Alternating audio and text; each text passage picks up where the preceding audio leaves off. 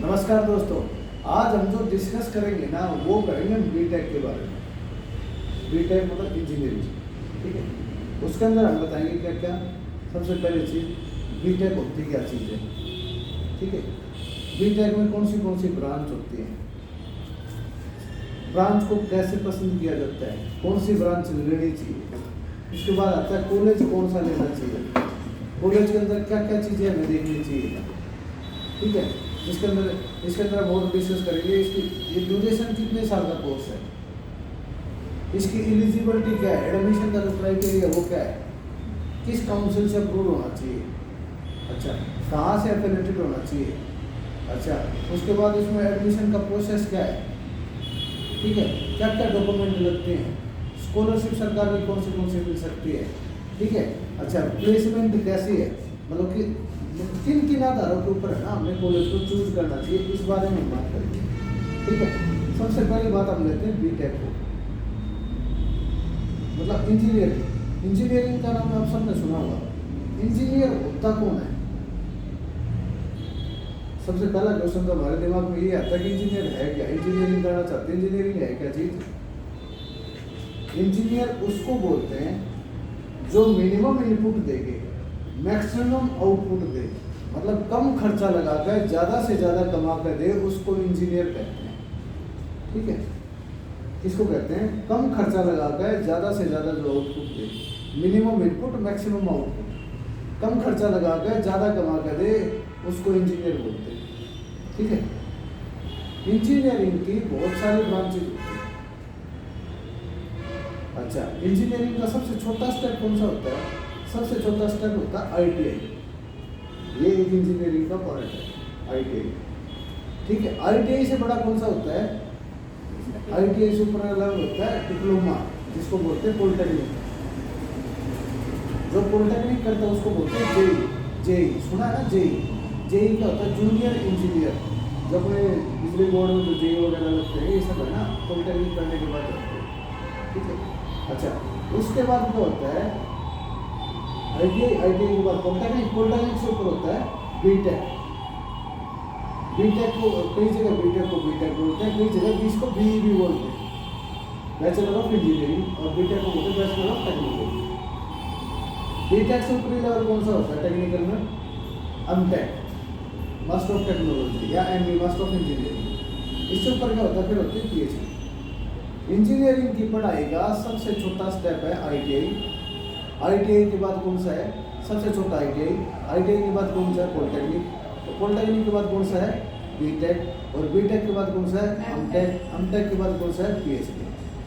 अगर देसी हिसाब में देखा जाए तो सबसे ज़्यादा जो वैकेंसी होती हैं ये होती है ITI वाले में। वो किस लिए होती हैं, जहाँ 4 ITI वाले काम करेंगे वहाँ एक JEE काम करता है, मतलब जूनियर इंजीनियर, जिन्हें पॉलिटेक्निक का रखा होता है ना। जहाँ 4 ITI वाले काम करते हैं तो उनके ऊपर एक सुपरवाइजर के रूप में एक पॉलिटेक्निक वाले को लगाया जाता है, जूनियर इंजीनियर। और जहाँ 4 इंजीनियरों की जहाँ 4 पॉलिटेक्निक वाले काम करेंगे ना उसके ऊपर एक बीटेक वाला काम करता है।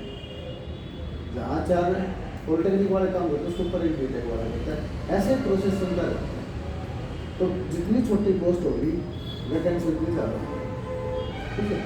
आज हम सबसे पहले चीज किसी को लेकर चलते हैं, किसको, सबसे पहले हम आज लेते हैं पॉलिटेक्निक या बीटेक को लेकर,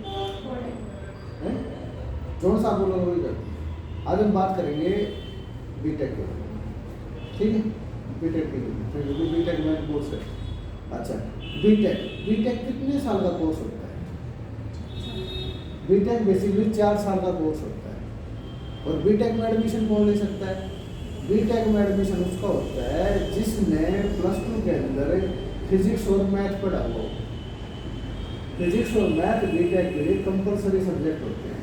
जब फिजिक्स और मैथ की बात आती है तो इसका मतलब क्या हुआ, बच्चा कौन सी स्ट्रीम का होगा, नॉन मेडिकल का, क्योंकि नॉन मेडिकल का बच्चा है तो उसके पास फिजिक्स केमिस्ट्री मैथ तीनों होंगे। मतलब जो नॉन मेडिकल के बच्चे हैं जिनके पास +2 के अंदर मैथमेटिक्स है और फिजिक्स है वो बच्चा इंजीनियरिंग कर सकता है। अच्छा अब बात आती है इंजीनियरिंग करने के लिए कितने नंबरों की जरूरत होती है।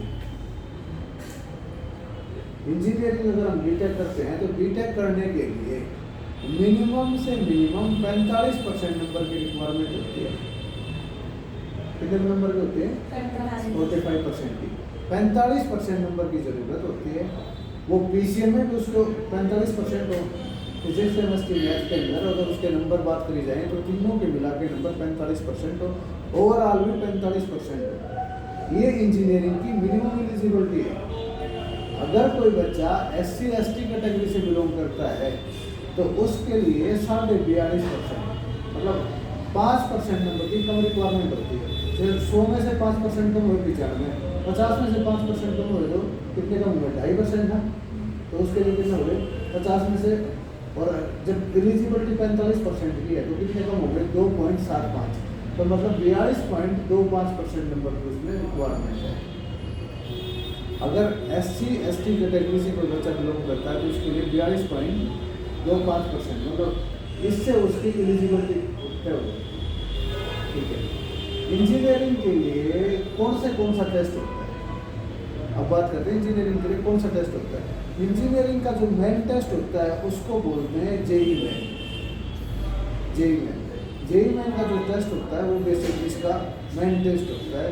जेई मेन के टेस्ट के आधार के ऊपर बच्चे की रैंक बनती है, और उस रैंक जो जेई मेन की जो रैंक बनेगी ना, उसी रैंक के आधार के ऊपर है ना जो जेई मेन की रैंक बनेगी। जेई मेन की रैंक के आधार के ऊपर कॉलेज अलॉट होता है।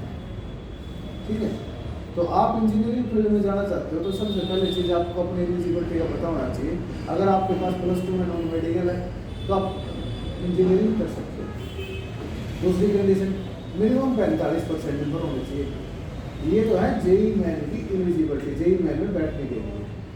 इंजीनियरिंग के लिए जो एंट्रेंस एग्जाम होता है वो जेई मेन होता है। जेई मेन की जो रैंक आएगी, रैंक के आधार के ऊपर आपको इंजीनियरिंग का कॉलेज मिलेगा। ठीक है।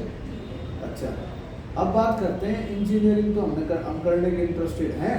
अब हमें पता होना चाहिए कि हम इंजीनियरिंग में, हमें ये पता लगा हमारी एलिजिबिलिटी क्या है। उसके बाद बात आती है कि इंजीनियरिंग में हमें ब्रांच कौन सी लेनी चाहिए। क्या है कि देखो, हर काम को करने वाला एक इंजीनियर होता है। आप जितनी चीज़ें देखते हैं हर काम को करने वाला एक इंजीनियर होता है। देखो, ये आपके पास लैपटॉप है, इस लैपटॉप को बनाने वाला भी एक इंजीनियर है। वो कौन सा इंजीनियर है? Computer engineer. ठीक है। अच्छा, जिस तरह के फैन चलते हैं, ये बिजली जो इलेक्ट्रिसिटी से जो चलते हैं, जो इलेक्ट्रिकल का जो काम होता है वो कौन करता है? Electrical engineer. ठीक है। अगर हम अमेरिका दिखाई दे रहा है, बिल्डिंग दिखाई दे रही है, इस बिल्डिंग को बनाने वाला कौन है? वो है सिविल इंजीनियर। अच्छा, हम रोड के ऊपर चलते हैं तो बहुत सारी गाड़ियाँ चलती हैं, बाइक, स्कूटर, मोटरसाइकिल, ये जितने भी, सुई से लेके हवाई जहाज तक बनाने वाला एक इंजीनियर होता है। सुई से लेके हवाई जहाज तक बनाने वाला एक इंजीनियर, जो व्हीकल चलते हैं इनको मैकेनिकल इंजीनियर तैयार करता है। ऐसे ही फायर से रिलेटेड आ जाती है कई चीज़ें, फायर एंड सेफ्टी से रिलेटेड फायर इंजीनियरिंग आ गई, खाने से रिलेटेड फूड टेक्नोलॉजी आ गई, फूड टेक्नोलॉजी इंजीनियरिंग आ गई। अच्छा, हर चीज़ को करने वाला एक इंजीनियर होता है। अगर हम देखो तो कंप्यूटर के अंदर बैठ के काम करते हैं ना, वो क्या होता है? वो सॉफ्टवेयर इंजीनियरिंग का काम होता है। कहते हैं ना वो सॉफ्टवेयर इंजीनियर बोलते हैं IT वाले। ठीक है। अच्छा, इसके बाद मतलब इंजीनियरिंग की बहुत सारी फील्ड है। ये नहीं कि अगर मैं आपको बता दूं कि 5-7 ब्रांचें हैं, computer, mechanical, civil, electrical, electronics and communication से हैं, ये मतलब बहुत सारी फील्ड है। अगर आपको और किसी चीज़ और ब्रांच के बारे में पूछना है तो इसमें हर एक फील्ड में ज़्यादा से ज़्यादा मतलब बहुत सारे लोग हैं। आप इलेक्ट्रॉनिक्स एंड कम्युनिकेशन की अगर बात करते हैं तो इलेक्ट्रॉनिक्स एंड कम्युनिकेशन में क्या होता है? देखो, इलेक्ट्रॉनिक्स एंड कम्युनिकेशन क्या होता है? कम्युनिकेशन हम जैसे कि बात करते हैं, ये कम्युनिकेशन हम कैसे फेस टू फेस कम्युनिकेट करते हैं। अगर हम किसी से फ़ोन पर बात करते हैं तो कौन सा कम्युनिकेशन है? Telephonic communication. उस अच्छा, इंग्लिश कम्युनिकेशन को करने के लिए क्या चीज़ की ज़रूरत पड़ी? इलेक्ट्रॉनिक्स एंड कम्युनिकेशन जोड़ा था, इसके लिए क्या चीज़ की ज़रूरत पड़ी? इसके लिए हमें ज़रूरत पड़ी फ़ोन की। अच्छा, जैसे हमने कॉल मिलाई, कॉल कहाँ जाएगी? कॉल एक्सचेंज में जाएगी, एक्सचेंज से वो BTS के पास जाएगी, वहाँ से फिर आपके से वो जहाँ उनका मेन सर्वर होगा वहाँ से कौन दूसरे नंबर पर डाइवर्ट मतलब दूसरे टावर के पास जाएगी, फिर वो कौन तेरे पास, मतलब काफ़ी लंबा प्रोसेस होता है। टेलीकॉम सेक्टर से related electronics and communication related. Electronics engineer क्या होता है? इलेक्ट्रॉनिक्स में क्या आता है? इलेक्ट्रॉनिक्स में वो आता है जो काम डीसी के ऊपर ऑपरेट होता है, जो डीसी सिस्टम के ऊपर ऑपरेट होता है वो चीज़ें इलेक्ट्रॉनिक्स हैं। जो एसी सप्लाई के ऊपर ऑपरेट होते हैं वो इलेक्ट्रिकल। अगर आप एसी जो जहाँ एसी लाइट की ज़रूरत पड़ती है ना वो इलेक्ट्रिकल है, ठीक है। इस तरह की बहुत सारी फील्ड है, हर फील्ड का अपना एक मतलब अपना, हर फील्ड का अपना अपना अलग अलग यूज है। तो इसलिए मैंने बताया कि इंजीनियरिंग करने के लिए इंजीनियरिंग की बहुत सारी फील्ड है। तो आप अब बात आती है कि मैं इंजीनियरिंग कौन सी ब्रांच से करूँ। इंजीनियरिंग हमें उस ब्रांच से करनी चाहिए जिस ब्रांच में हमारा इंटरेस्ट है। अगर आपका इंटरेस्ट मशीनों में है आप मैकेनिकल से करें, अगर आपका इंटरेस्ट कंप्यूटर के कामों में है तो कंप्यूटर से करें, अगर आप सॉफ्टवेयर का काम जानना, सॉफ्टवेयर में आपका ज़्यादा इंटरेस्ट है IT से करें। मतलब कहने वाली बात क्या है कि जिस चीज़ में आपका इंटरेस्ट है वहीं से करें। अगर आपके अंदर इतनी हिम्मत नहीं है ना, अगर आपके अंदर इतनी हिम्मत नहीं है ना, तो मतलब जिस रूप में खड़ा होने की अगर हिम्मत है तो आप सिविल इंजीनियरिंग से कर सकते हैं, ठीक है। अच्छा बात तो ये है कि अगर मतलब सिविल इंजीनियरिंग जो बिल्डिंग बनती है ना, अगर आपके अंदर इतनी हिम्मत है, इतनी पॉसिबिलिटी है कि आप धूप में खड़े हो सकते हो, अगर आपके अंदर इतनी हिम्मत आप धूप में खड़े हो सकते हो तो फिर आप है ना सिविल इंजीनियरिंग बड़ा मेहनत है, बड़ी हार्ड वर्किंग है, जिसमें फिजिकल वर्क ज़्यादा होता है सिविल इंजीनियरिंग के अंदर, ठीक है। अच्छा सिविल इंजीनियरिंग के बाद है ना, सिविल जो सरकारी नौकरी की अगर बात करते हैं तो सबसे ज़्यादा नौकरियाँ सिविल इंजीनियरिंग के अंदर है। देखो ये सारी चीज़ें मैं आपको किस लिए बता पा रहा हूँ अच्छे से, क्योंकि मेरी क्वालिफिकेशन मैंने बीटेक इलेक्ट्रॉनिक्स से की है, एमटेक मैंने इलेक्ट्रॉनिक्स एंड कम्युनिकेशन से की है। अच्छा इससे पहले मैंने पॉलिटेक्निक भी की इलेक्ट्रॉनिक्स एंड कम्युनिकेशन से, तो इलेक्ट्रॉनिक्स एंड कम्युनिकेशन से। दूसरी बीटेक मैंने फायर टेक्नोलॉजी एंड सेफ्टी से भी की, LLB की है, MBA करी है, MMC करी है, MSc साइकोलॉजी करी है, और आज तक मेरा 15 साल का एक्सपीरियंस है काउंसलिंग का। कम से कम 15,000 बच्चों को मैं अब तक गाइड कर चुका हूँ। इसलिए इन चीज़ों के बारे में मैं आपको और बेटर तरीके से बताता हूँ। इलेक्ट्रॉनिक्स एंड कम्युनिकेशन से इंजीनियरिंग करी तो उसका मेरे को जो बेनिफिट मिला, क्योंकि इलेक्ट्रॉनिक्स एंड कम्युनिकेशन में जो मैंने पढ़ने को मिला वही चीज़ें इलेक्ट्रॉनिक्स एंड कम्युनिकेशन मतलब कम्युनिकेशन करनी। अब अगर हम लैपटॉप से भी कोई काम करते हैं तो ये कम्युनिकेशन के जो मीडियम है, तो इलेक्ट्रॉनिक्स एंड कम्युनिकेशन में हमें इलेक्ट्रिकल की चीज़ों के बारे में पढ़ने को मिला, इलेक्ट्रॉनिक्स का पढ़ने को मिला, कंप्यूटर और IT से रिलेटेड सब्जेक्ट हमें वहाँ पढ़ने को मिला। अच्छा फिर दूसरी बीटेक मैंने फायर से करी। फायर से करने से मेरे को क्या फ़ायदा हुआ कि मेरे को जो मैकेनिकल से रिलेटेड चीज़ें हैं वो, अच्छा मैकेनिकल के बाद जो सिविल से रिलेटेड जो चीज़ें हैं, क्योंकि फायर के अंदर सिविल के बारे में पता होना चाहिए, मैकेनिकल के बारे में पता होना चाहिए, और फायर रिपोर्ट की जब इन चीज़ों के बारे में पता होगा ना, तब मैं आपको और बेटर तरीके से बता दूँगा। बेटा या तो तुम मेरी बात सुन ले या फिर मैडम की बात सुन ले, आई बात समझ में, या फिर खड़ी होकर बात चलिएगा। मेरे पास इतना टाइम नहीं हो तो मैं बार बार इन चीज़ों को लेकर बैठूँगा।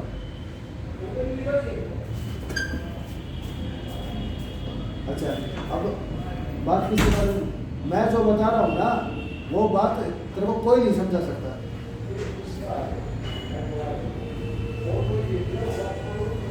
अभी तक ब्रांच के बारे में डिसाइड कर रहे थे। ब्रांच, जो ब्रांच आपको पसंद है, जिस ब्रांच में आपका इंटरेस्ट है, जिस ब्रांच में आपका इंटरेस्ट है वो ब्रांच लेनी चाहिए। हर ब्रांच अच्छी है, कोई ये कहना चाहिए कंप्यूटर अच्छी है, कोई क्या सिविल अच्छी है, कंप्यूटर अच्छी है, सिविल अच्छी है। मतलब मेरा कहने का ये है कि ब्रांच सारी अच्छी हैं, लेकिन हमारे लिए अच्छी ब्रांच कौन सी है? हमारे लिए अच्छी ब्रांच वो ब्रांच है जिस ब्रांच के अंदर हमारा इंटरेस्ट है, जिस फील्ड के अंदर हमारा इंटरेस्ट है, जिसमें हमारा इंटरेस्ट होगा ना।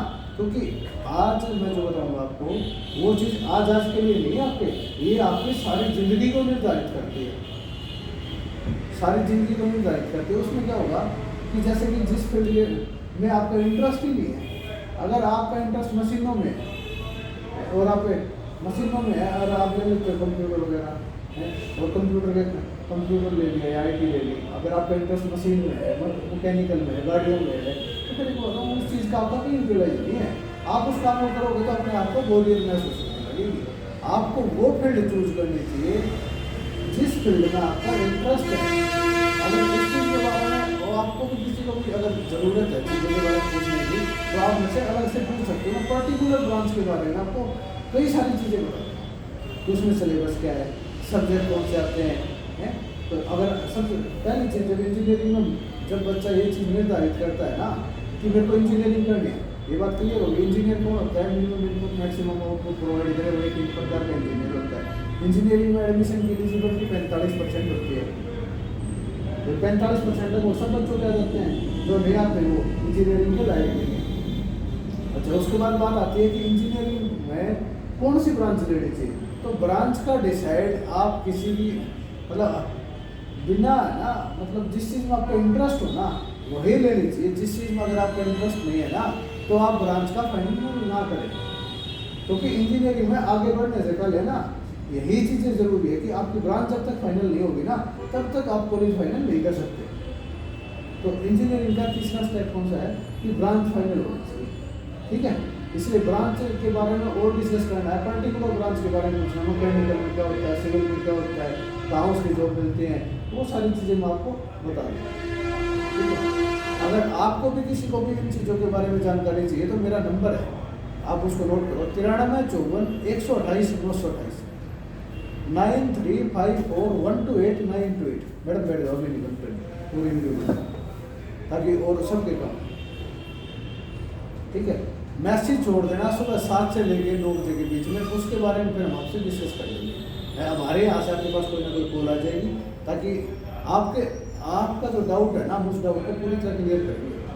क्योंकि मेरा मानना ये है, अगर एक खराब बच्चा होता है ना वो अपना फ्यूचर बर्बाद करता है, एक खराब टीचर होता है ना वो बहुत सारे बच्चों का फ्यूचर बर्बाद करता है। तो इसलिए जो चीज़ मैं समझाऊँ ना वो हर बच्चे के काम आए।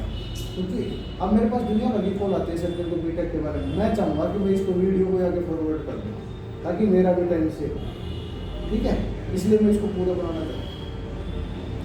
अच्छा, जब ब्रांच फाइनल हो जाती है, ब्रांच के फाइनल होने के बाद बात आती है कि कॉलेज कैसे जाना। देखो मिनिमम मैंने आपको बताया कितने 45% नंबर हर यूनिवर्सिटी की बात, जो जेईई मेन कैंपस होगा उसके बाद हर यूनिवर्सिटी का अपना एक एडमिशन का अलग क्राइटेरिया होता है।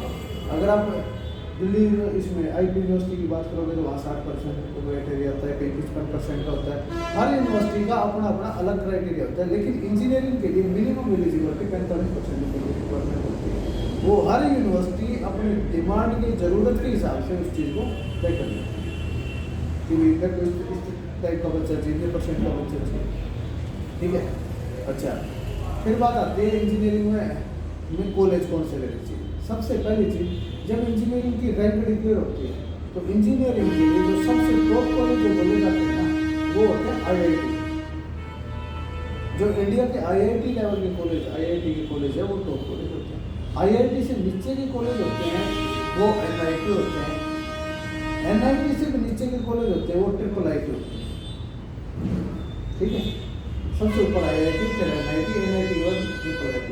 फिर हर स्टेट के अपने अपने कॉलेज होते हैं और भी कई सारी यूनिवर्सिटी हैं जो गवर्नमेंट यूनिवर्सिटी भी हैं और प्राइवेट यूनिवर्सिटी भी हैं। ठीक है, जिसका अच्छी यूनिवर्सिटियों के नाम मैं बता देता हूँ। SRM यूनिवर्सिटी है, मणिपाल यूनिवर्सिटी है, अच्छा बिट्स पिलानी है, मतलब और भी काफ़ी सारे इंस्टीट्यूट हैं जो अच्छे हैं। ठीक है, अच्छा जब बच्चे की रैंक डिक्लेयर हो जाती है ना कि जी मेरी इतनी रैंक है, उस रैंक के बेस के ऊपर ना कॉलेज निर्धारित होते हैं। फिर हर स्टेट के अपने अपने कॉलेज होते हैं। अगर दिल्ली की बात करी जाए तो दिल्ली के अंदर मान लीजिए कोई बच्चा अगर उसको दिल्ली में जाता है तो दिल्ली में भी अच्छे अच्छे इंस्टीट्यूट हैं, जैसे NSIT है, DTU है, महाराजा अग्रसेन है, महाराजा सूरजमल है, भारतीय विद्यापीठ है, और भी अच्छे अच्छे कॉलेज हैं। अगर आप हरियाणा की बात करते हैं, स्टेट गवर्नमेंट की बात करते हैं, अगर हरियाणा के अंदर जिस तरह की YMCA कॉलेज फरीदाबाद है, डी कृष्ण मूर्थल है, अच्छा कुरुक्षेत्र यूनिवर्सिटी कैंपस है, MDU का यूनिवर्सिटी कैंपस है, गुरुजंगेश्वर यूनिवर्सिटी का कैंपस है, मतलब बहुत सारे कॉलेज हैं। तो उसके बाद इन कॉलेजों के अंदर भी मेरिट के आधार पर एडमिशन होता है। कुछ कॉलेज ऐसे होते हैं, कुछ यूनिवर्सिटी ऐसी होती हैं जो जिनके अंदर अगर किसी बच्चे ने जेईई मेन का एग्जाम भी नहीं दिया होता फिर भी उन बच्चों का एडमिशन हो जाता है। लेकिन जो मिनिमम एलिजिबिलिटी है ना, जो 45% की है, वो उसको पूरी करनी पड़ेगी। ये 45% की एलिजिबिलिटी क्यों आई मैं आपको बताता हूँ। देखो इंजीनियरिंग में है ना, आप कहीं से भी इंजीनियरिंग करते हो, तो इंजीनियरिंग करने आप जा रहे हो तो इंजीनियरिंग कॉलेज के लिए एक काउंसिल होती है।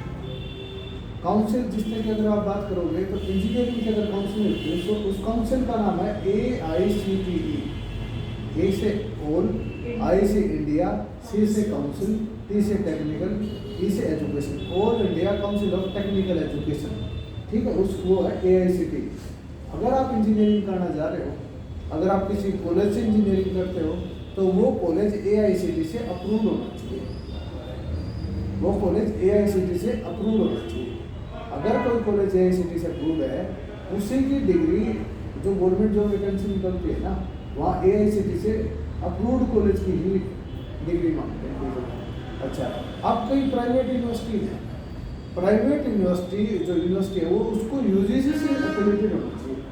इससे UGC से, ठीक है। अच्छा, जो मतलब जैसा कई बार क्या है कि प्राइवेट यूनिवर्सिटी जो है वो UGC से अप्रूव है, अगर AICTE से अप्रूव है या ना है तो कोई दिक्कत वाली बात नहीं होती। क्योंकि एक बड़ा डाउट का क्वेश्चन होता है, बहुत लोग मेरे से पूछते हैं कि जी सारे कॉलेज ही मतलब AICTE से अप्रूव। देखो कॉलेज होगा ना तो वो AICTE से अप्रूव होगा, अगर यूनिवर्सिटी है ना तो यूनिवर्सिटी को UGC से अप्रूवल की ज़रूरत होती है।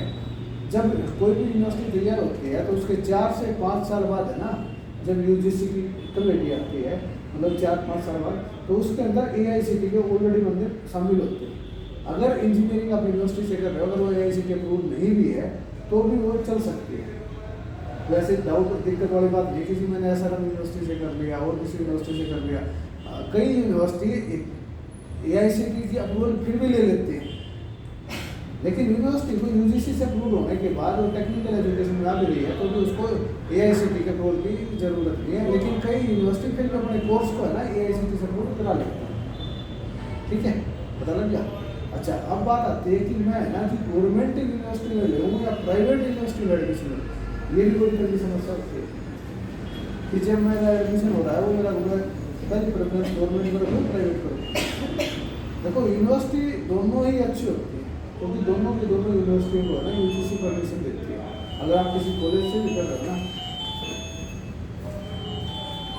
अगर आप साइलेंट करोगे, अगर आप इंजीनियरिंग करने जा रहे हो तो अगर आपकी यूनिवर्सिटी UGC से अप्रूव है और कॉलेज होगा तो AICTE से अप्रूव होगा। अगर आप मान लीजिए गवर्नमेंट यूनिवर्सिटी से एफिलिएटेड आपका कॉलेज है ना, तो आपका कॉलेज अगर गवर्नमेंट यूनिवर्सिटी से एफिलिएटेड है तो वो AICTE से जरूर अप्रूव होगा अगर कॉलेज की बात।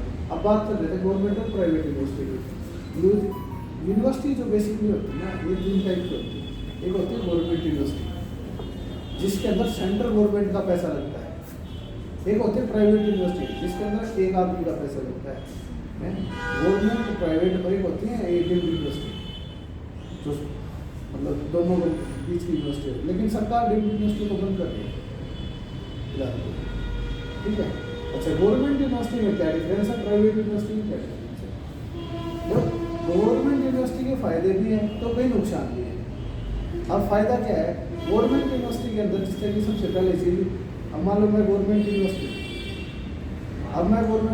हूँ तो गवर्नमेंट यूनिवर्सिटी के जो नॉर्म्स डिक्लेयर होंगे वो सरकार डिसाइड करेगी, जिसके अंदर बड़े एक्सपर्ट लोगों की कमेटी बैठती है जो बहुत एजुकेटेड लोग होते हैं। वे तब बैठ के इस चीज़ को डिसाइड करते हैं कि हमने ना कितने % का क्राइटेरिया रखना है। तो यूनिवर्सिटी उस चीज़ को तय करती है कि मान लो कि इंजीनियरिंग के लिए उन्होंने 45% का रखा है यूनिवर्सिटी का। तो यूनिवर्सिटी जो गवर्नमेंट यूनिवर्सिटी है वो सबके लिए सेम रखेगी। अगर मैं चाहता हूँ कि जी मैं आपके लिए कोई रूल को चेंज कर दूँ तो मैं उसको चेंज नहीं कर पाऊँगा। यूनिवर्सिटी के अंदर सबसे पहले चीज़ एडमिशन हुआ कैसे हुआ, काउंसलिंग के थ्रू हुआ। अगर गवर्नमेंट यूनिवर्सिटी का कॉलेज है तो काउंसलिंग गवर्नमेंट होती है, लेकिन जो गवर्नमेंट यूनिवर्सिटी के कॉलेज हैं वो AICTE से अप्रूव है तो उसके अंदर डायरेक्ट एडमिशन है। तो अगर प्रोसेस होगा तो सबके लिए, नहीं है तो सबके लिए नहीं है। गवर्नमेंट यूनिवर्सिटी के भी जो कॉलेज हैं, अगर किसी बच्चे ने JEE मेन का एग्जाम नहीं भी दिया है तो भी एडमिशन हो जाते हैं। एडमिशन इसमें भी एडमिशन ईजिली होता है। अच्छा, अब जो गवर्नमेंट यूनिवर्सिटी में क्या हुआ, एडमिशन होगा, एडमिशन होने के बाद सपोज करो कि एडमिशन हो उसका ए कॉलेज में फैकल्टी ने पढ़ा है, जो वहाँ के टीचर्स उन्होंने, अब उसका जो पेपर बनने के लिए जाएगा वो कहाँ जाएगा, वो किसी दूसरे यूनिवर्सिटी क्या करते हैं, कहीं ना कहीं किसी न किसी बंदे से बाहर से पेपर को बनवा देते हैं, मतलब कोई अलग पार्टी इन्वॉल्व नहीं। पेपर लेने के लिए यूनिवर्सिटी क्या करते हैं, किसी न किसी स्टूडेंट को साइन करते हैं कि जी आप जाओ उस कॉलेज के अंदर और आप एग्जाम बोलो, तो वो क्या होता है बार बाद में आता है। पेपर होने के बाद पेपर को चेक करने के लिए यूनिवर्सिटी अपने आप यूनिवर्सिटी के पास तो काफ़ी सारे कॉलेज होते हैं, तो कहीं ना कहीं किसी ना किसी कॉलेज को उस चीज़ को भेजती है।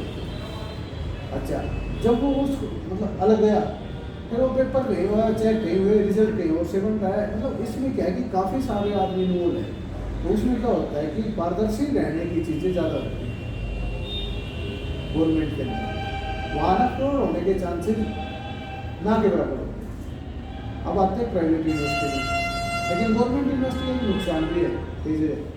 वो नुकसान क्या है, अब जिस तरह की गवर्नमेंट यूनिवर्सिटियों का जो सिलेबस है वो काफ़ी टाइम से रिवाइज नहीं हो पाता, जो चलता आ रहा है अभी कंटिन्यू वही चलता चला जाता है।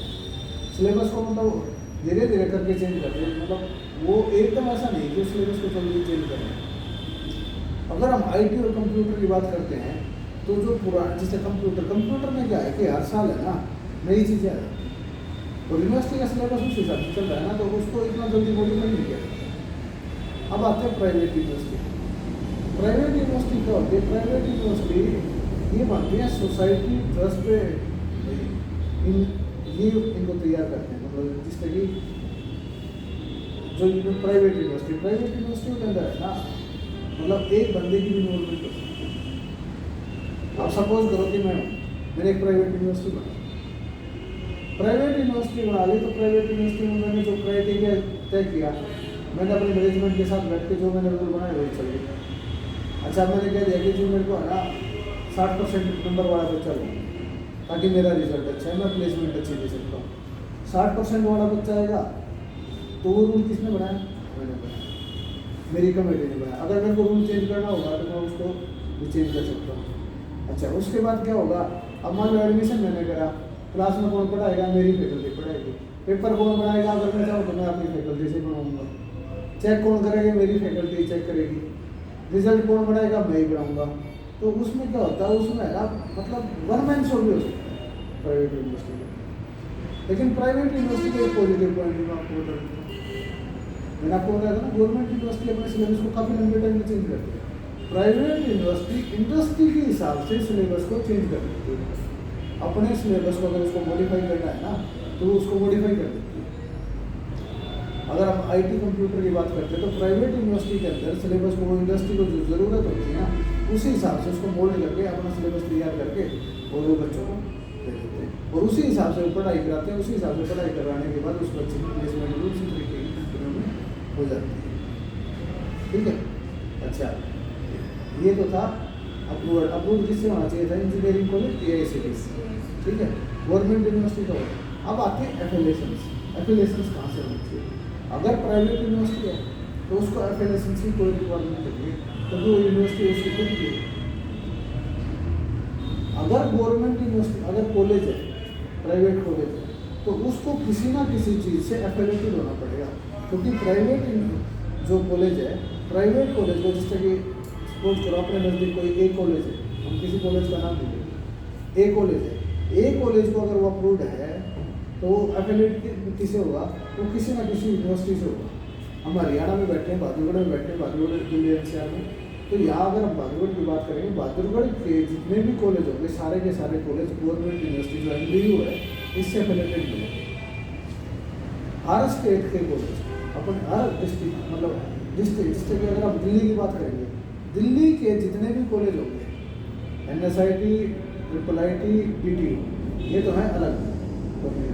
इसके अलावा महाराजा अग्रसेन, महाराजा सूरजमल, भारतीय विद्यापीठ, महावीर परशुराम, भगवान परशुराम हैं, और भी काफ़ी सारे कॉलेज हैं।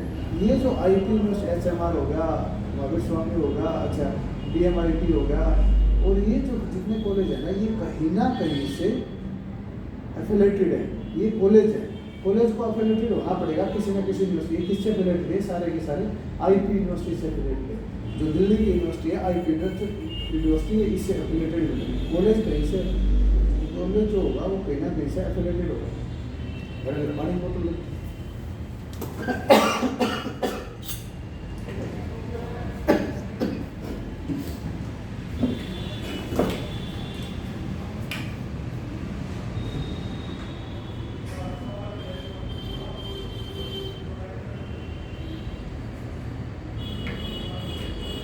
कॉलेज जो होगा ना,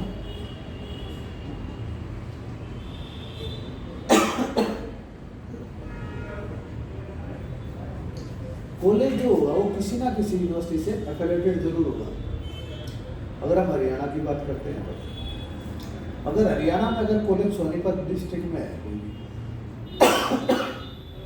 अगर सोनीपत डिस्ट्रिक्ट का कॉलेज है तो वो क्रस्ट यूनिवर्सिटी बंधु चौधराम यूनिवर्सिटी मुरथल के अंदर है, वो वहाँ से एफिलेटेड होगा। और जो कॉलेज झज्जर डिस्ट्रिक्ट के अंदर है, रोहतक डिस्ट्रिक्ट के अंदर है, गुड़गांव के अंदर है, वो सारे के सारे कॉलेज एमडी यूनिवर्सिटी से एफिलेटेड होंगे। तो झज्जर डिस्ट्रिक्ट में, रोहतक डिस्ट्रिक्ट में और जींद के अंदर है वो भी एक तो ये, और ये अपना गुड़गांव, ये सारे के सारे कॉलेज एमडी यूनिवर्सिटी से एफिलेटेड होंगे। अगर कोई कॉलेज महेंद्रगढ़ रेवाड़ी डिस्ट्रिक्ट में है तो वो हमीरपुर में यूनिवर्सिटी नहीं बने, इंदिरा गांधी यूनिवर्सिटी, वो उससे एफिलेटेड होंगे। अगर कोई कॉलेज भिवानी डिस्ट्रिक्ट के अंदर है वो बंसीलाल यूनिवर्सिटी से एफिलेटेड होगा। अगर कोई कॉलेज हिसार के अंदर है वो कॉलेज गुरु जम्बेश्वर यूनिवर्सिटी से एफिलेटेड होगा। जो कॉलेज पानीपत के अंदर, करनाल के अंदर, कुरुक्षेत्र के अंदर, अम्बाड़ा के अंदर, यहाँ कुरुक्षेत्र यूनिवर्सिटी का एरिया है, इस तरह के जो कॉलेज होंगे। अगर फरीदाबाद की बात करेंगे तो वो IIM से एफिलेटेड होंगे।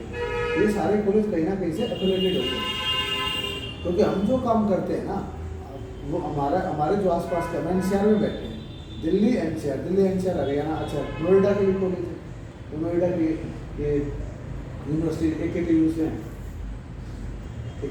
एफिलेटेड है, तो हर कॉलेज कहीं ना कहीं से एफिलेटेड जरूर होगा, कॉलेज एफिलेटेड, ठीक है। उसके बाद एडमिशन का प्रोसेस मैंने आपको बता दिया। एडमिशन का प्रोसेस यही है कि आप अगर बेटर है आप JEE मेन का एग्जाम दें, JEE मेन का एग्जाम देने के बाद आपकी रैंक आएगी, रैंक के बाद बेस के ऊपर आपको कॉलेज पसंद होगा। फिर भी किसी बच्चे ने अगर JEE मेन का एग्जाम नहीं भी दे रखा है तो उसका भी एडमिशन हो जाएगा इंजीनियरिंग में। अच्छा, अब कोई भी यूनिवर्सिटी, जो गवर्नमेंट यूनिवर्सिटीज होती हैं, वे क्या करती हैं, हर स्टेट का अपना एक कोटा होता है। अगर हम दिल्ली की बात करेंगे तो दिल्ली का कोटा होगा, हरियाणा की बात करेंगे तो हरियाणा का कोटा होगा। टोटल मान लो कि 100 सीटें हैं, 100 में से 15% सीटें ऑल इंडिया बेस की रखी जाती हैं। तो उसमें जो 15 सीटों में जो कोई भी 15 बच्चे जो टॉप है ना वो आ जाएंगे। बाकी जो 85 सीटें होती हैं, 85 सीटों को स्टेट के हिसाब से डिवाइड कर दिया जाता है। जो 85 सीट का कोटा था उसमें बताते हैं, जो टोटल उसमें जैसे 85 सीटों का जो कोटा उसमें 100% लगा के चले, 50% कोटा जाता है जनरल कैटेगरी के लिए, 27% कोटा जाता है इसका क्या बोलते हैं OBC कैटेगरी का, ठीक है। अच्छा, 27% के बाद 15% कोटा होता है SC कैटेगरी का, फिर एक्स सर्विसमैन का, SC ST का होगा, एक्स सर्विसमैन का, फिर फिजिकल हैंडीकैप का, बहुत सारे कोटे, स्पोर्ट्स कोटा, मतलब बहुत सारे कोटे होते हैं। इसके अलावा इंजीनियरिंग में एक सबसे मतलब क्या है कि गरीब बच्चों को भी सरकार पढ़ने का मौका देती है। सरकार ने क्या कर रखा है, 5% सीटें इंजीनियरिंग में, मतलब सरकार ने डिसाइड करके 5% सीटें गरीब बच्चों से भरनी।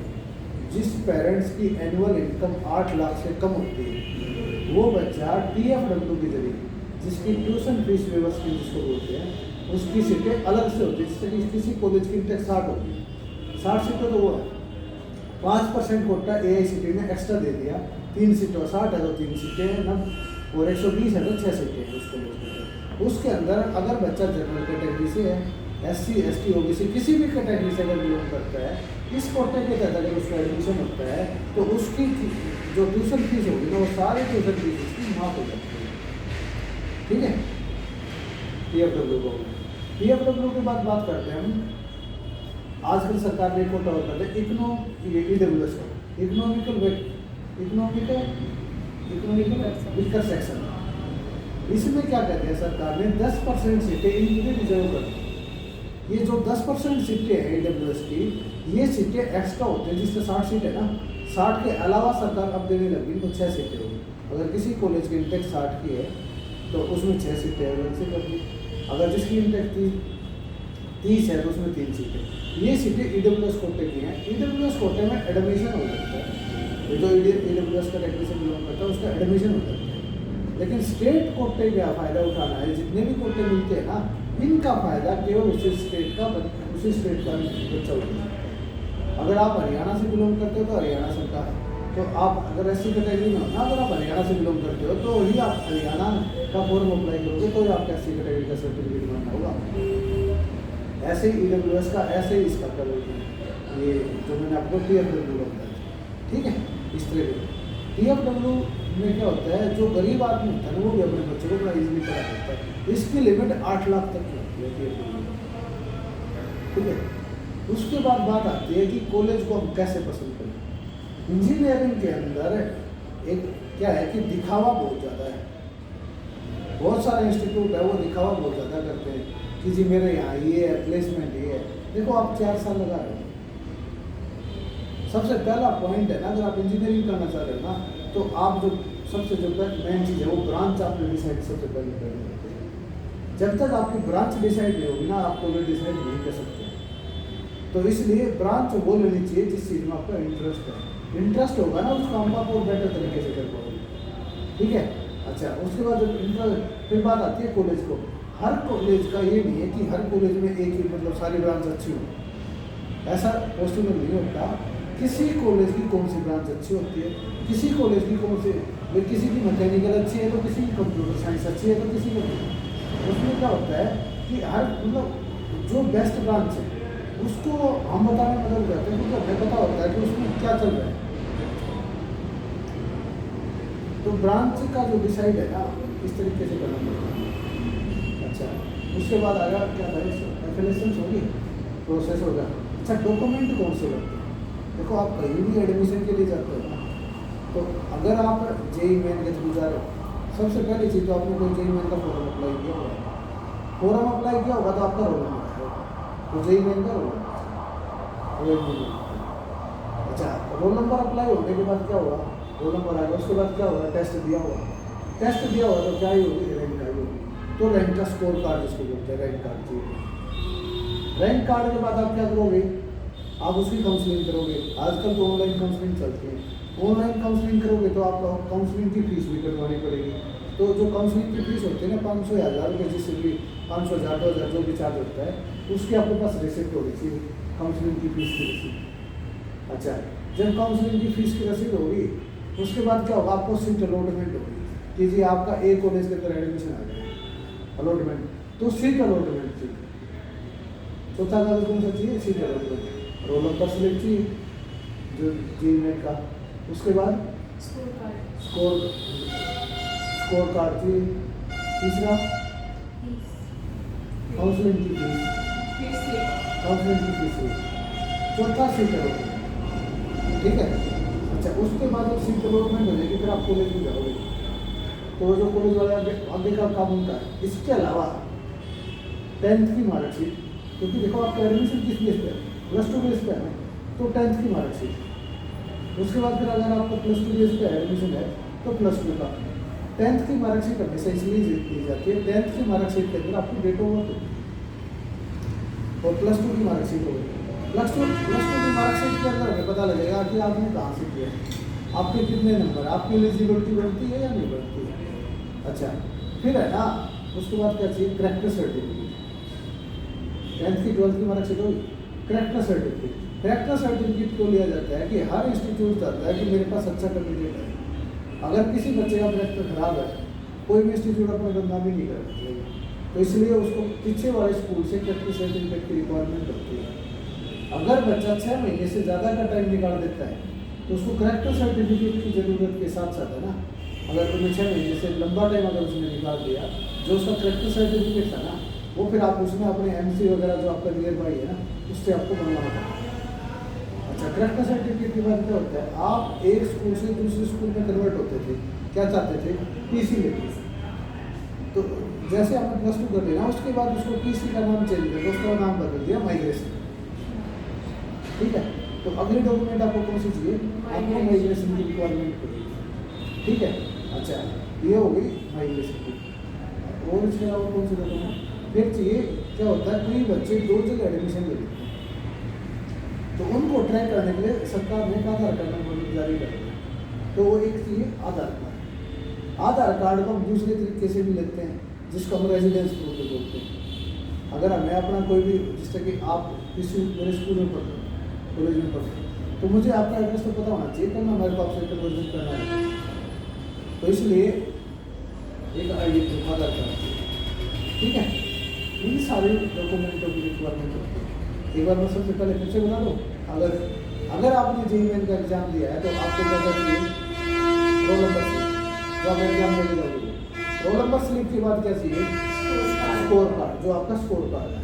स्कोर कार्ड के बाद क्या, आपने काउंसलिंग की फीस भरी ही है, काउंसलिंग फीस हुई। चौथी सीट अलॉटमेंट का रिजल्ट, ठीक है। 5वां 10th की मार्कशीट, 6वां +2 की मार्कशीट, 7वां आधार कार्ड, और 8वां करेक्टर सर्टिफिकेट, 9वां माइग्रेशन सर्टिफिकेट, 10वां वही फोटो। अब बच्चा है तो मेरे को कैसे पता चलेगा इसी का एडमिशन है, तो इसलिए मेरे को क्या चाहिए, फोटो भी चाहिए, ठीक है, फोटो बना। ये 10 डॉक्यूमेंट की रिक्वायरमेंट रहती है, ठीक है। अच्छा, अगर किसी बच्चे ने JEE मेन से एडमिशन ले लिया और जिसके नंबर +2 में मान लो कितने 45% पर है, तो वो प्राइवेट गवर्नमेंट यूनिवर्सिटी के कॉलेज में आ जाएगा। अगर कई बार जो प्राइवेट यूनिवर्सिटी है ये, क्योंकि AICTE से तो अप्रूव होते हैं, तो यूनिवर्सिटी UGC से अप्रूव होते हैं, तो वो 45% से कम बच्चे का भी एडमिशन कर लेते हैं। ऐसा जरूरी नहीं है कि 45 ही चाहिए, लेकिन 45 उसके लिए चाहिए जिनका एलिजिबिलिटी क्राइटेरिया जो AICTE से अप्रूव कॉलेज है उनको, और जो यूनिवर्सिटी है जो वे उसको 45 से 40 मीटर, वो उनको अपने रूल अपने हिसाब से डिसाइड करना है, ठीक है। अच्छा, अब जिस बच्चे ने JEE मेन का एग्जाम दिया उसको कौन से डॉक्यूमेंट चाहिए, 10th का, +2 का, माइग्रेशन, करेक्टर सर्टिफिकेट, आधार कार्ड, फोटोग्राफ, ये 6 डॉक्यूमेंट, 6 चीज़ों की जरूरत पड़ती है, ठीक है। अच्छा, उसके बाद आती है कि डॉक्यूमेंट किसको पता चलेगा। उसके बाद बहुत सारे बच्चे चाहते हैं कि जी मेरे को ना कॉलेज में कौन सा लूँ, ये बड़ी तरह की समस्या होती है। देखो, बहुत सारे कॉलेज, इंजीनियरिंग कॉलेज बंद हो चुके हैं और बंद हो भी रहे हैं। और इंजीनियरिंग में मैंने आपको बताया था ना, देखो JEE मेन की ज़रूरत पड़ी, अगर JEE मेन का आपने टेस्ट दिया तो उसके अंदर जो अच्छे इंस्टीट्यूट होंगे वो आप उसी बेस के ऊपर एडमिशन लेंगे, तो क्यों हुआ। लेकिन जिन कॉलेजों की सीटें कम भर पाती हैं, अच्छा जो प्राइवेट कॉलेज हैं या प्राइवेट यूनिवर्सिटी कॉलेज हैं, वो क्या कर देते हैं, वो डायरेक्ट बच्चों को ले लेते हैं बिना एंट्रेंस एग्जाम, ठीक है। अच्छा, आप जिस कॉलेज को चूज कर रहे हो, तो उस कॉलेज में कॉलेज वाला अपने कॉलेज को अच्छा बताएगा। बहुत सारे कॉलेज फर्जी कंपनियां दिखाते हैं कि जी मैंने उन कंपनियों को बुलाया, उसको बुलाया, लेकिन क्या है कि ग्राउंड लेवल पे जाकर देखते हैं ना, उनके डॉक्यूमेंटों में तो बहुत सारी कंपनियां मिल जाएंगी, लेकिन एक्चुअलिटी में ग्राउंड लेवल पे बहुत सारे कॉलेज ऐसे हैं जिनका प्लेसमेंट रिपोर्ट खराब है, जिनके अंदर प्लेसमेंट नहीं होती। देखो क्या होता है भाई, उनकी समस्या क्या होती है, जब बच्चे कम होंगे तो वहाँ से फंड भी कम जनरेट होगा, तो फैकल्टी भी कमजोरी रखेंगे, कमजोर फैकल्टी रखेंगे तो रिजल्ट भी कमजोर आएगा। तो इसलिए कॉलेज को चूज करने के लिए आप कॉलेज में ना, जिस कॉलेज से आपके पास मतलब आप जा रहे हो, उस कॉलेज की अच्छे से जांच पड़ताल कर लें। उस कॉलेज में जो बच्चा पढ़ गया उससे पूछिए, आपका कोई सीनियर है उससे पूछ के देख ले, जो वहाँ पढ़ रहा हो कि वहाँ उसकी प्लेसमेंट कैसी है, क्योंकि प्लेसमेंट बहुत चीज़ है। प्लेसमेंट बहुत ज़्यादा जरूरी है। आप 4 साल जब लगा रहे हो, अपना अपना अपना कीमती टाइम दे रहे हो, तो जब 4 साल के बाद आपको जब पता चला है ना कि आपको कॉलेज में प्लेसमेंट नहीं मिली, तो आपने टाइम भी वेस्ट कर दिया और आपने उसके ऊपर अपना पैसा भी लगा दिया। क्योंकि देखो पैसा तो दोबारा भी आ सकता है, लेकिन एक बार समय चला गया ना, टाइम चला गया ना, वो टाइम दोबारा नहीं आएगा। तो इसलिए कॉलेज को चूज करते हुए अगर जो इन चीज़ों से जो बच्चा अगर जिसको पता नहीं हो आप उस कॉलेज में एडमिशन ले रहे हो ठीक है भी या नहीं है, आप हमसे भी संपर्क कर सकते हो। मैं एक बार अपना नंबर दोबारा बताना चाहता हूँ ताकि किसी भाई का भला हो जाए। मेरा नंबर है 9354 128 9354128 928।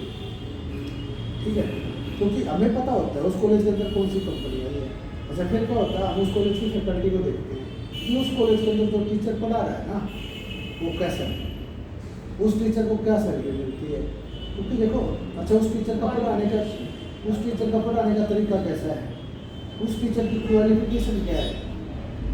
भाई मेरा मानना ये है अगर टीचर अच्छा है, अगर बच्चे को धरती में बैठ के पढ़ना पड़ जाए ना तो बच्चा वहाँ भी पढ़ सकता है। लेकिन जो टीचर का रोल है ना, वो टीचर का रोल बहुत अहम रोल होता है। तो किसी कॉलेज में अगर अच्छी फैकल्टी है तो उस चीज़ का अगर इंफ्रास्ट्रक्चर डाउन भी है ना तो भी उस कॉलेज में ले लेना चाहिए अगर अच्छी फैकल्टी है। मैंने आपको बताया था ना, खराब बच्चा अपना अपना फ्यूचर बर्बाद करता है, खराब टीचर बहुत सारे बच्चों का फ्यूचर बर्बाद करता है। इसलिए उस कॉलेज को चूज करना चाहिए जिसकी फैकल्टी अच्छी हो, वेल क्वालिफाइड हो। ठीक है, अच्छा उसके अलावा बच्चों कई बच्चे देखते हैं उसका इंफ्रास्ट्रक्चर कैसा है, क्योंकि हम डिफरेंट कॉलेजों के अंदर विजिट करते हैं। आज मेरा 15 साल का एक्सपीरियंस है, तो 15 साल में मैं ज़्यादा नहीं था तो मैंने कम से कम 500 कॉलेजों के अंदर विजिट करी होगी। हम चीज़ों को 2 मिनट में पकड़ देते हैं, इस कॉलेज में ये चीज़ है, कागजों में प्लेसमेंट है या कैसे है, उस कॉलेज का रिजल्ट कैसा हुआ। देखो कई जिसकी फैकल्टी अच्छी होगी ना, सारा एम रोल फैकल्टी का होगा। जहाँ टीचर अच्छे होंगे वहाँ रिजल्ट अच्छे होंगे, जहाँ रिजल्ट अच्छे होंगे ना वहाँ प्लेसमेंट अच्छी होगी।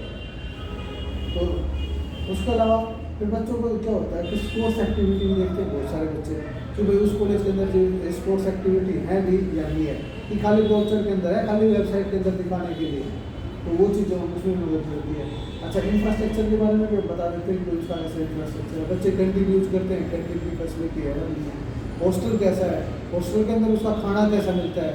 अब बच्चा बाहर का है, एक बार से आ रहा है हमारे यहाँ पढ़ने के लिए, तो उसको के लिए उसको हॉस्टल में बच्चा रहेगा तो उसका खाना अच्छा होगा तभी तो मतलब सही रहेगा।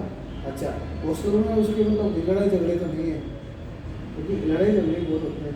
अच्छा जो टीचर है ना प्रैक्टिकल के नंबर है, इंटरनल नंबर कैसे देते हैं, किस आधार पर देते हैं। कई कॉलेज क्या होते हैं कि सेकंड देख का नंबर दे देते हैं, भाई मैंने कोई लड़का पसंद है तो मैंने इसको ये मेरा खास है, मेरी ज़्यादा सेवा पानी करता है, मैं अच्छे के लिए ये चीज़ें नहीं देखनी चाहिए टीचर को। लेकिन क्या है कि मतलब ये चीज़ें निर्धारित करती हैं। भाई कई कॉलेज क्या करते हैं कि बच्चे की एक्चुअल परफॉर्मेंस के हिसाब से मतलब देते हैं। प्रैक्टिकल के 10 नंबर दे दिए, प्रैक्टिकल 5 है तो 10 नंबर दे दिए, वही वाली आ उसके बाद मतलब जो इंटरनल नंबर है, असेसमेंट कैसे थी, असेसमेंट के साथ साथ क्लास में अटेंडेंस कैसी थी। क्योंकि बहुत सारे आप इंजीनियर बनने जा रहे हो, इंजीनियर बनने का अर्थ क्या है कि आपको आगे जाके इंडस्ट्री में काम करना है ना, तो इंडस्ट्री में काम करना है तो आपको उसी लेवल से बढ़ना पड़ेगा। तो इसलिए हर चीज़ के नंबर देने इंजीनियरिंग के अंदर ये लगा के चलो, अगर 1000 नंबर का सेमेस्टर है ना, इंजीनियरिंग की पढ़ाई सेमेस्टर वाइज होती है। इंजीनियरिंग जो होती है बेसिकली 4 साल का कोर्स होता है, 4 साल में 8 सेमेस्टर होते हैं। 8 सेमेस्टर में हर सेमेस्टर लगभग 1000 नंबर के आसपास का होता है, कोई 1000 का हो जाता है, कोई 1200 का हो जाता है। इसके अंदर 50% नंबर प्रैक्टिकल के ऊपर डिपेंड करते हैं, इंटरनल नंबर आते हैं। इसीलिए क्या इंजीनियरिंग में ना परसेंटेज नहीं आसानी से नहीं करते। अगर आप BA BSc BCom करते हो ना, उसके अंदर परसेंटेज बनने में बड़ी दिक्कत होती है, लेकिन इंजीनियरिंग में परसेंटेज अच्छी बन जाती है, थोड़ी सी मेहनत करके ज़्यादा आउटपुट हो जाती है, अच्छी परसेंटेज मिल जाती है। ठीक है, अच्छा फिर कई बच्चों को प्रॉब्लम होते हैं, जब मैं उस कॉलेज में जा रहा हूँ उसका ट्रांसपोर्ट फैसिलिटी है भी या नहीं, तो वो भी हम उसमें बता देंगे। सब्जेक्ट से रिलेटेड कोई चीज़ पूछनी हो वो बता देंगे। अच्छा फीस कैसे लेनी है, फीस की इंस्टॉलमेंट हो सकती है। अच्छा भाई कई कॉलेज 6 महीने लेते हैं, मतलब सेमेस्टर वाइज, कोई ईयरली बेस पर लेता है, तो वो चीज़ भी हम बता देंगे। अच्छा उसके बाद आती है स्कॉलरशिप की बात। देखो सरकार क्या चाहती है, आज मैं आपको स्कॉलरशिप का एक बेसिक सा फंडा बताऊंगा, जिस फंडे को आप समझने के बाद मतलब आपका ना कंसेप्ट क्लियर स्कॉलरशिप के बारे में। एक बार की बात है, सरकार ने कहा कि हम सब बच्चों को पढ़ाना चाहते हैं। सपोज करो मैं कॉलेज हूँ, मैंने सरकार, आप सरकार हो, आपने कहा जी मैं सब बच्चों को पढ़ाना चाहता हूँ। मैंने कहा जी आप तो सब बच्चों को पढ़ाना चाहते हो, मैं तो कॉलेज हूँ जी, मेरे को तो कॉलेज चलाने के लिए फंड का जरूरत है, पैसे की जरूरत है, मेरे को पैसा कहाँ से आएगा जी? तो सर आपने कहा, सरकार ने कहा कि जी पैसे आपको हम देंगे। मैंने कहा भाई ठीक है, जो बच्चा पढ़ना चाहता हो मैं दो मेरे कॉलेज में। तब सरकार ने कही भाई ऐसा है, सबको सबकी फीस हम दे देंगे, हम फीस उसकी देंगे जो बच्चा गरीब है। मैंने कहा जी जो गरीब है, बोले हाँ। तो मैंने कहा भाई ठीक है, जो गरीब है वे आ जाओगे। तो गरीब की डेफिनेशन सरकार ने क्या दी, जो बच्चा SC/ST कैटेगरी से बिलोंग करता है। सरकार ने कहा SC/ST से या माइनॉरिटी से जो या OBC से जो कैटेगरी से बिलोंग करते हैं हम स्कॉलरशिप उसको देंगे। मैंने कहा जी ठीक है भाई आप सब आ जाओ। उन्होंने कहा जी ठीक, सब आए तो सरकार ने कहा जी हम सबको देंगे।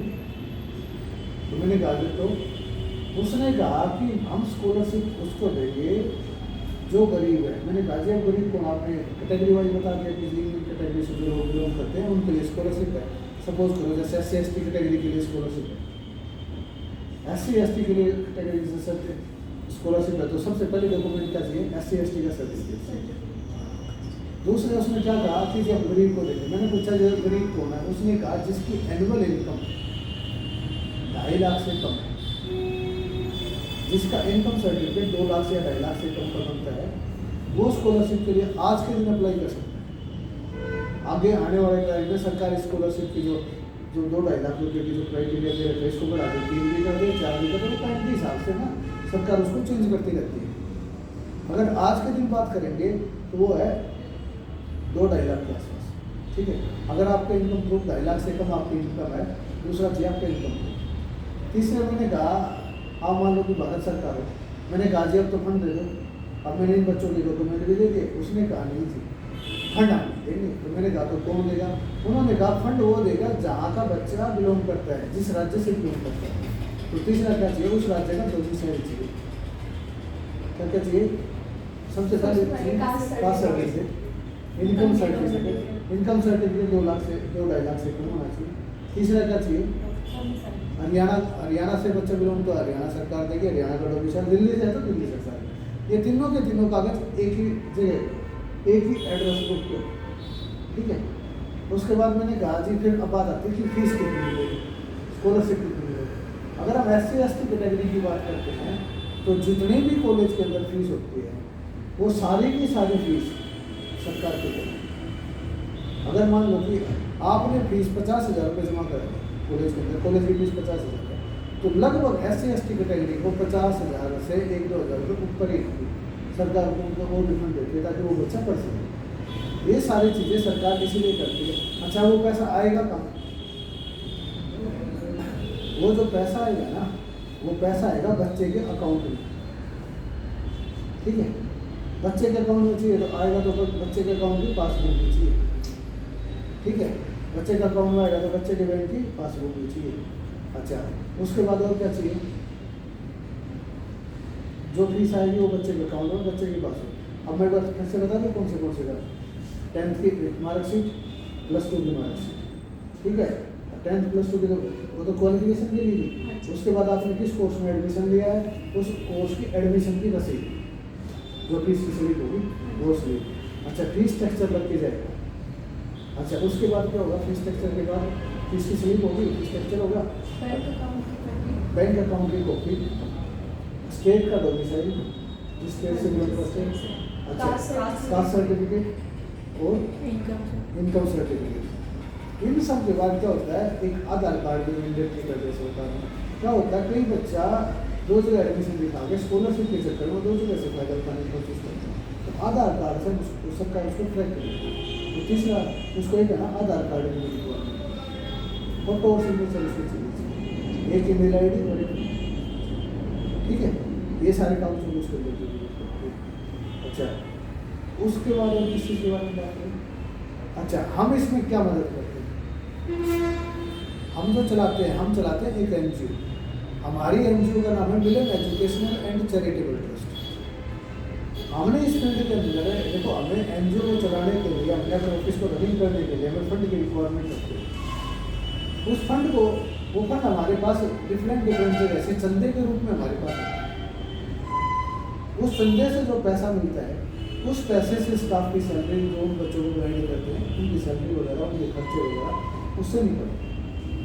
ठीक है, अब ये तो होगा हमारे पास फंडिंग की। वो हमारे जो हमारा स्टाफ होता है वो गाइड करता है बच्चों को। वो गाइड करने से वो बच्चा, उसको जहाँ भी एडमिशन की रिक्वायरमेंट होती है हम उनकी वहाँ एडमिशन भी करा देते हैं। एडमिशन के लिए अंदर किसी बच्चे को फीस से संबंधित कोई समस्या आ जाती है तो हमारी एनजीओ उसकी फीस के अंदर भी मदद करती है। ठीक है, फीस के अंदर जब वो मदद करते हैं तो वो बच्चा हमारे साथ जुड़ता है। तो हमारा मकसद क्या होता है कि हमने जिन बच्चों का एडमिशन कराया, हम उन बच्चों को अच्छी प्लेसमेंट दिलाएं कहीं ना कहीं। अब प्लेसमेंट के लिए हमने क्या कर रखा है, हमारा जैसे कि मैंने अभी तक 500 कॉलेजों के साथ विजिट किया, लगभग 30 से 40 कॉलेजों के साथ हमारा बड़ा टाइप होता है। अब हम क्या करते हैं, जैसे कि सपोज करो ए कॉलेज में है और बी कॉलेज है, आप और मैं दोनों सेम एक ही कोर्स में डील करते हैं, एक ही कोर्स में। अब आपके कॉलेज के अंदर कोई कंपनी, देखो हर कंपनी को अच्छे एम्प्लॉय की जरूरत होती है। अब मैं कोई ऑर्गेनाइजेशन रन कर रहा हूँ तो मैं चाहूँगा कि मेरे पास एक अच्छा एम्प्लॉय है। अच्छा एम्प्लॉय कैसे आएगा, अगर मान लो मैंने 10 आदमी को बुलाया और मैंने 7 बंदे लेने, तो कोई ज़रूरी नहीं है कि सब तो बेस्ट होंगे, नॉर्मल होंगे, कोई उनमें से ठीक होगा, कोई अच्छा होगा। अगर मैंने वहाँ 700 आदमियों को बुलाया या 500 आदमियों को मैंने बुलाया, तो 500 आदमियों में से मेरे को 10 बंदे लेने, तो इसका मतलब मैं क्या लूँगा, करीब जो मेरे पास टॉप है उन्हीं को तो ले पाऊँगा ना। तो हर इंडस्ट्री की, हर कंपनी की रिक्वायरमेंट है मेरे को अच्छा एम्प्लॉय, हर जगह की रिक्वायरमेंट है। अब क्या बोल, मैंने आपको बताया मेरा कॉलेज है, आपका कॉलेज भी है।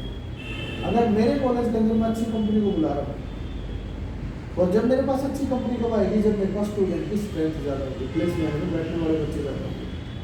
अब मेरे पास बीटेक मान लो कंप्यूटर साइंस की कोई कंपनी बुला रही है, मैंने टॉप कंपनी बुला रही है, तो टॉप कंपनी जब आएगी तो उसकी कंडीशन होगी, सर मैं तब आऊँगी जब आपके पास कम से कम 500 बच्चे होंगे। अब मेरे पास तो है 60 या 120 बच्चे, तो जब 120 बच्चे हैं तो मैं 500 बच्चों को कैसे, मैं क्या करूँगा, मैं कॉलेज वाला हूँ, मैं आसपास के कॉलेजों को इन्विटेशन डालूंगा कि आप मेरे पास आओ, हमारे वहाँ कंपनी में।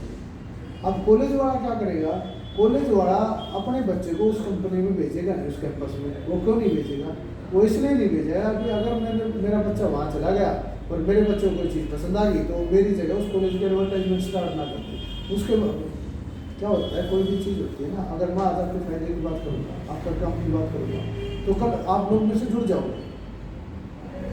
तो जब वो कॉलेज के अंदर अच्छी कंपनियाँ रही है तो आपके दिमाग में भाई वो मेरे कंपेटिटिव भी है, आपके दिमाग में उस कॉलेज की अच्छी छवि बढ़ेगी, तो आप गाइड करोगे। देखो हर कॉलेज वाले को अपना बिजनेस चलाने के लिए स्टूडेंट की रिक्वायरमेंट होती है, फंड की ज़रूरत होती है। फंड कहाँ से आएगा, स्टूडेंट से आएगा। तो इसीलिए मैंने क्या बताया आपको, तो अब उसके पास वो दूसरे कॉलेज वाला उस कॉलेज के पास बच्चे को भेजता है। इस चीज़ का हमने एक टोल निकाल दिया, हमने क्या किया, 300 कॉलेजों से टाइप कर दिया कि जो बच्चा हमारी एनजीओ के साथ इनरोलमेंट हो सकता है, हमारे इनरोलमेंट की कोई चार्ज नहीं, हम फ्री ऑफ कॉस्ट हमारे यहाँ जो है, और जो बच्चा हमारे पास आता है, हमारे उसका फ्री ऑफ कॉस्ट हम उसका साथ, उसका कोई बच्चे से किसी तरह का कोई पैसा नहीं, हम बिल्कुल सारी सुविधाएं फ्री ऑफ कॉस्ट। अच्छा, फिर क्या होगा कि अब जितने बच्चों का हमने क्योंकि जो बच्चा हमारे पास आया था हमें पता लगा कि इतना कोर्स का बच्चा है, कंप्यूटर साइंस में ले रहे इसलिए यहाँ ले रखेगा जो हमारे साथ जुड़ जाता है। तो जितने भी हमारे पास 30-40 कॉलेज हैं, उन कॉलेजों के अंदर जो कंपनी आती है तो हमारे उनके साथ टीपीओ के साथ हमारी ट्यूनिंग सेट रहती है, हम उन कॉन्टैक्ट में रहते हैं। तो हमें मैसेज डालते हैं, सर मेरे कॉलेज में ही कंपनी आई है, आप मेरे बच्चे भेजें। तो हम क्या करते हैं, जितने बच्चे हमारे साथ इनरोल हो जाते हैं हम उनको मैसेज डाल देते हैं कि जी आप आज पुराने कैंपस के अंदर वो कंपनी है, पुराने कैंपस के अंदर वो कंपनी है। तो जो बच्चा हमारे एनजीओ के साथ जुड़ता है उसको 30 कॉलेजों के आसपास उसको ना हम कैंपस प्लेसमेंट में बिठा देते हैं। ऐसा मतलब जो बच्चे लास्ट ईयर में चले जाते हैं ना, मतलब ऐसा शायद ही कोई दिन आता होगा जिस दिन हमारा बच्चा है ना कंपनी के लिए उसको मैसेज ना लगाओ कि आज उसको तो जो बच्चा हमारे साथ कनेक्ट होता है ना तो हम उसके प्लेसमेंट में भी काफ़ी मदद करते हैं। अच्छा, प्लेसमेंट के बाद भी हम उसके साथ वैसे भी टच में रहते हैं।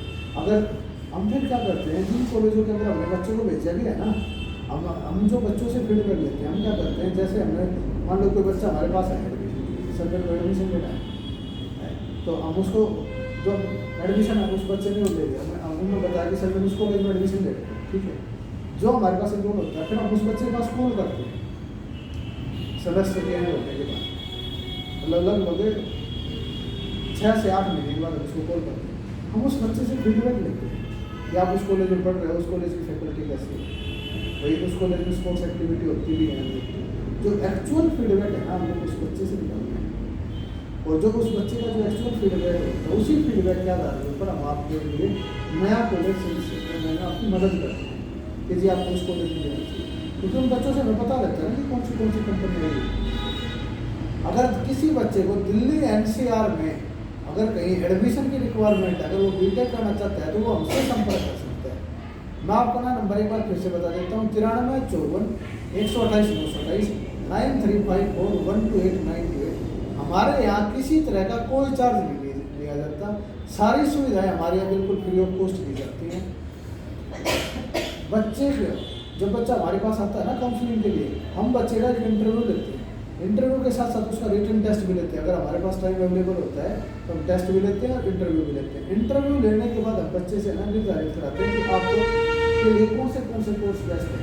फिर हम बच्चे के साथ बैठते हैं, बच्चे के पेरेंट्स के साथ बैठते हैं, दोनों के साथ बैठ के फिर हम उसका जो उसके इंटरेस्टेड कोर्सेज उनके ऊपर डिस्कस करते हैं, उसमें से हम उसका 1 2 2 3 4 या 3-4 करियर ऑप्शन उसके लिए सिलेक्ट कर देते हैं। वो जो 4 ऑप्शन हमने सिलेक्ट किए उसी के आधार पर जितने भी फॉर्म निकलेंगे, इंजीनियरिंग का है इंजीनियरिंग के फॉर्म, LLB का है तो LLB से रिलेटेड, तो जो उसका इंटरेस्ट हो एरिया की जो फील्ड है उसके बारे में फिर हम उसको के साथ बात करते हैं, और उस कोर्स से रिलेटेड जितने भी फॉर्म निकलते हैं सब फॉर्मों की डिटेल हम उनको फ्री ऑफ कॉस्ट देते हैं जो हमारे साथ कनेक्ट करते हैं। अच्छा, जब वो फ्री ऑफ कॉस्ट, फिर उसके बाद जब वो एग्ज़ाम देता है, एग्ज़ाम के लिए उसको स्टडी मटेरियल की रिक्वायरमेंट पड़ती है कि वो स्टडी मटेरियल कहाँ से ले, तो वो हम क्या करते हैं, अच्छे इंस्टीट्यूशनों से अभी हमें पता होता है, हम उसको गाइड कर देते हैं कि आप वो मटेरियल वहाँ से ले सकते हैं। उसके बाद उसकी रैंक आ जाएगी, रैंक के बेस के ऊपर हम बता देंगे कि आपको IIT मिलेगा, NIT मिलेगा, IIT मिलेगा, कौन सा कॉलेज आपके लिए मिलेगा। फिर हम उसके जो उसमें ब्रांच है उस ब्रांच क्या करके बता देते हैं कि आपको ये कॉलेज आपके लिए बेस्ट रहेगा, आप इस कॉलेज में जाएंगे, इसमें आपकी प्लेसमेंट अच्छी है, जो वो चाह रहा है वो चीज़, उसको जो से ब्रांच चाहिए, लेकिन हम उसकी ब्रांच को डिसाइड कराने में मदद करेंगे कि आप इस ब्रांच में जाना चाहिए। उस ब्रांच से रिलेटेड जो वो 4 साल बाद निकलेगा, कौन सी उसको प्लेसमेंट मिलेगी, कौन सी कंपनी मिल जा सकती है, वो चीज़ें उसको पता लगेगी। वो चीज़ हम उसको पहले बता दें, लेकिन आने वाले टाइम में ये चीज़ें आपके लिए मिल सकती है। उस कोर्स को उसने जो कोर्स चूज किया था उसके बाद उसको गवर्नमेंट जॉब कहाँ लग सकती है, गवर्नमेंट जॉब में कहाँ कब तक फॉर्म निकलते हैं, वो चीज़ें भी उसको बताते हैं। जब वो बच्चा पढ़ता है तो उसको किसी चीज़ की ज़रूरत पड़ती है, मेरे को सपोज करो किसी ट्यूशन की ज़रूरत पड़ेगी, किसी सब्जेक्ट की, कोई फैकल्टी की है, तो उसकी फैकल्टी के बारे में, तो हमारे पास 30-40 कॉलेज अरे वो तो टच में तो है ही, तो हमें पता होता है कि कुछ कॉलेज में कौन सी फैकल्टी बेस्ट है, तो हम उसमें उसकी स्कोर कर देते हैं कि आप उनसे संपर्क कर लो। उसके बाद जब उसका ट्रेनिंग पीरियड आता है, जब बच्चा बीटेक में एडमिशन लेता है ना, तो उससे क्या होता है कि हर ईयर के बाद उसको 6 वीक की ना इंटर्नशिप करनी होती है किसी न किसी कंपनी के साथ। तो हमारे कई जिससे कि आज तक मैंने 15,000 बच्चों को कम से कम, मतलब मैंने गाइड करके उन बच्चों ने एडमिशन ले रखे थे, तो जो गाइड करके रखे तो मेरे 15,000 स्टूडेंट टच में है। तो वो लोग मेरे को बताते हैं कि सर मेरी कंपनी में अब कोई बच्चा आया कि मेरे को पुरानी जगह है ना, मेरे को इंटर्नशिप करनी है, तो इंटर्नशिप में भी हम मदद करते हैं कि आप उस कंपनी में चाहिए। अच्छा, इंटर्नशिप के बाद फिर उसको प्रोजेक्ट में जिनको प्रोजेक्ट में कोई मदद करें तो उसमें प्रोजेक्ट है। उसके बाद जब प्लेसमेंट की बात आती है तो उसमें मदद है। एक बच्चा हमारे पास है ना +2 में जुड़ता है ना, तो वो हमारे पास लंबे टाइम तक जुड़ा रहता है। मेरा मानना ये है, एक बच्चा है ना, वो एक बच्चा नहीं है। एक बच्चे के पीछे हमारा मकसद क्या है कि जो बच्चा हमारे साथ कनेक्ट होता है, हमें उसको एक अच्छा बंदा तैयार करके समाज को देना है। अब क्या होगा, सपोज करो कि आपके साथ आपके मामा के, आपके बुआ के, आपके चाचा ताऊ, बहुत सारे रिश्तेदारी आपके साथ कनेक्टेड है, आपकी शादी हो जाएगी और बहुत सारे लोग आपके साथ जुड़ जाएंगे। अगर आप एक अच्छी जगह जाके सेट हो जाते हो तो आप में जितने आपके रिश्तेदार लोग जो भी हैं, आपके यारे प्यारे जितने मित्र हैं, आप उन सब लोगों को प्रकाश देते हो। तो मेरा मकसद ये है कि मैं आपको जो गाइड करूँ, तो मैं आपको कोई बेटर जगह के लिए गाइड करूँ, अच्छी जगह के लिए गाइड करूँ, ताकि आप एक गरीब आदमी ब्याज के ऊपर पैसे लेके अपने बच्चों को पढ़ाता है। जब वो ब्याज के ऊपर अपने बच्चों को पैसे लेके अपने बच्चों को पढ़ाता है ना, तो मेरा मकसद ये होता है कि जो उस गरीब आदमी का जो एक एक पाई पाई का जो रुपया लगे है ना, उसका सही यूटिलाइजेशन उसके साथ, ताकि वो बच्चा पढ़ के अच्छी जगह सेट हो जाए। और वो बच्चा पढ़ेगा तो बहुत सारे लोगों को प्रकाश देगा, वो समाज शिक्षित होगा। जब समाज शिक्षित होगा, एजुकेटेड होगा, तो फिर देश अपने आप ही ग्रोथ करेगा। इस तरीके से ये हमारी वर्किंग होती है। अगर और किसी भाई को भी हमसे जुड़ना हो तो आप मुझे सुबह 7 से 9 के बीच में कॉल कर सकते हो, मैसेज आप मेरे को कभी भी कर सकते हो। मेरा व्हाट्सएप नंबर भी यही है 9354128928, 9354 128 928, 9354 128 928। आप मुझे SMS और कॉल कर सकते हैं। कॉल मुझे सुबह 7 से 9 के बीच में करें, शाम को 7 से 9 के बीच में करें। दिन में मैं ऑफिस पे होता हूँ। अगर आपकी कॉल आती है और मैं आपसे ढंग से बात नहीं कर पाता, मैं आपको सही सलाह नहीं दे पाया, तो वो आपका कॉल रहे, वो मेरा कॉल है। इसलिए जब दिन में आप मेरे को कॉल ना करें, दिन में अगर आप मेरे को मैसेज छोड़ोगे तो मैं किसी ना किसी की जिम्मेवारी लगा के आपको सही ढंग से मैं गाइड करा दूँगा। लेकिन दिन में आप मेरे को कॉल करोगे ना, मैं आपसे इतनी बात भी नहीं कर पाऊँगा और आप तो मैं अच्छे से सलाह नहीं दे पाया ना, तो वो मैं अपना फर्ज समझता हूँ। इसलिए ये रिक्वेस्ट है, आपको सुबह शाम को सुबह 7 से 9, शाम को 7 से 9 के बीच में। धन्यवाद।